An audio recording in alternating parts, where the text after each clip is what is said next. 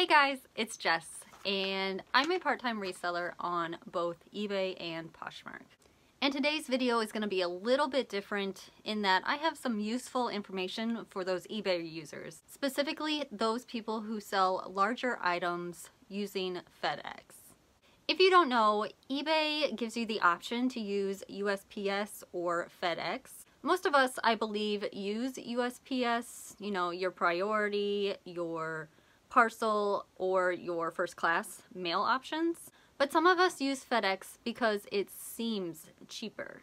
So if you're using FedEx or want to use FedEx, you buy the label the same way, but after putting in the dimensions and the weight, you are quoted a price. This is actually not the price that you will end up paying.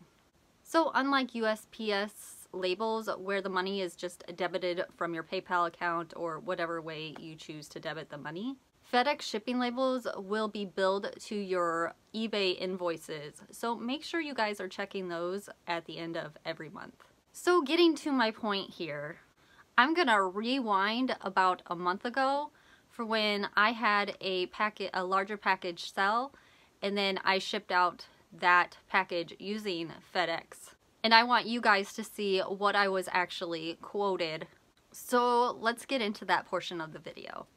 Okay guys, so here is my package. It's rather large and we're just gonna measure it, and I'm gonna tell you guys exactly what it is.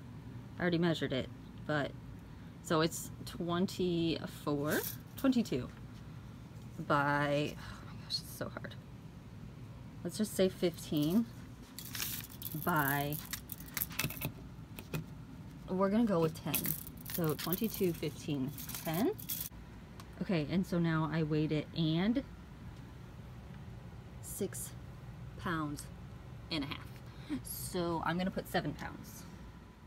Okay, so this is my eBay shipping label I'm going to make. So I have 7 pounds, I have 24, which I rounded up a little bit more, and then there's 14 and 10. So if I were to use USPS, my shipping charge would be $31.74, and they actually paid $20.58 for FedEx. So I did change the dimensions a little from what I had, and I would end up paying $18.79. So that is what I am quoted. So now I guess we'll print the label and then we'll see what eBay ends up charging me. Okay, so a label's been printed and we are ready to go. Okay, all right, we're at FedEx and we're gonna take this in to the FedEx office. You want to carry it, Chloe?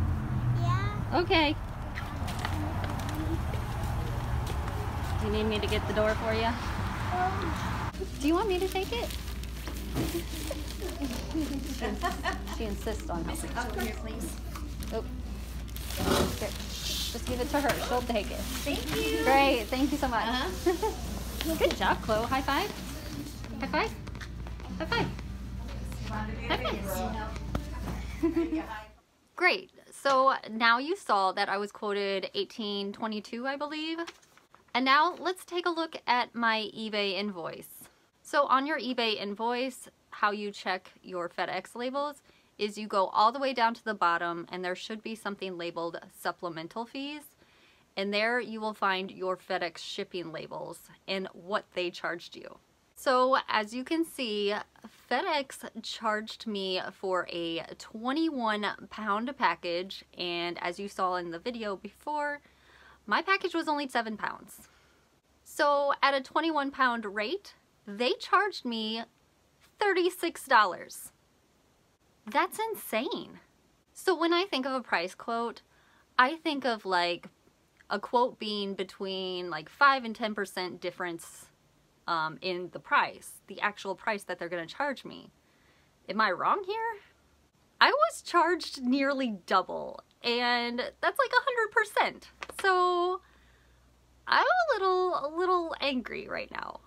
So this has happened to me in the past, and I did get rid of FedEx for all of my shipping label options, but I did happen to have FedEx as an option. I don't know how it was on this certain item, but it was, and the buyer chose it. So I had to use it. But then I thought, you know, this might make a great video because I want to try to explain what is actually going on. So I reached out to eBay Business on Facebook, and if you are not already liking their page, I'll stick it right here.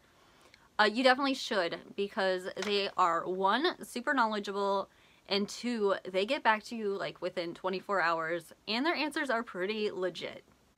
So the answer was pretty basic, and I'm not sure if everyone knows about this. Maybe I'm the only one and this video is super pointless, but I've been selling on eBay for over 15 years and I had no idea this is what was happening. So the answer is FedEx uses a dimensional weight.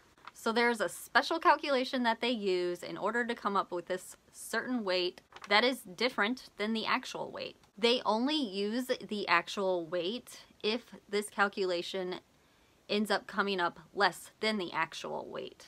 So how do they calculate dimensional weight, you ask? You multiply the length times the height times the depth of the item and then divide it by 139 and round up. So in my case, the dimensional weight did come out to 21. So that is why they charged me a 21-pound rate. If you don't want to do the math, there is also a handy dandy calculator on their FedEx website, and I have linked that down below.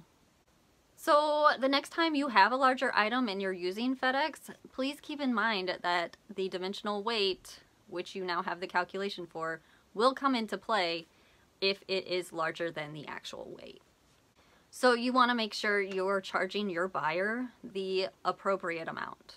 So hopefully you found this video helpful, and I make you think about checking your invoices for your FedEx rates to make sure that they match up with what that you were quoted.